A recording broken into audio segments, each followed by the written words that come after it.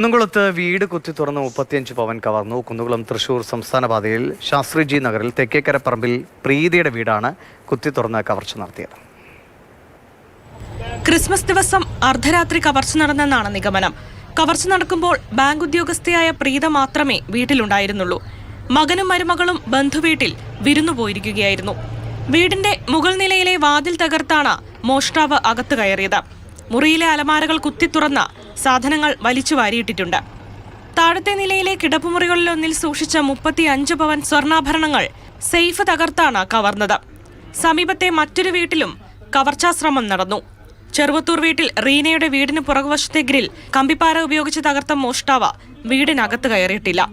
K9 സ്ക്വാഡിലെ police നായ ഈ വീട്ടിലേക്കും മണം പിടിച്ചെത്തി. ഫിംഗർ പ്രിന്റ് ബ്യൂറോ നടത്തിയ പരിശോധനയിൽ ചില വിരലടയാളങ്ങൾ ലഭിച്ചിട്ടുണ്ടെന്ന സൂചനയുണ്ട്.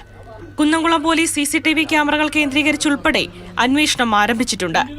കഴിഞ്ഞ 2 വർഷവും Christmas, new year ദിനങ്ങളോടടുത്ത് Kunnamkulam Shastriji നഗറിൽ മോഷണം നടന്നിരുന്നു. മാതൃഭൂമി ന്യൂസ്, തൃശൂർ.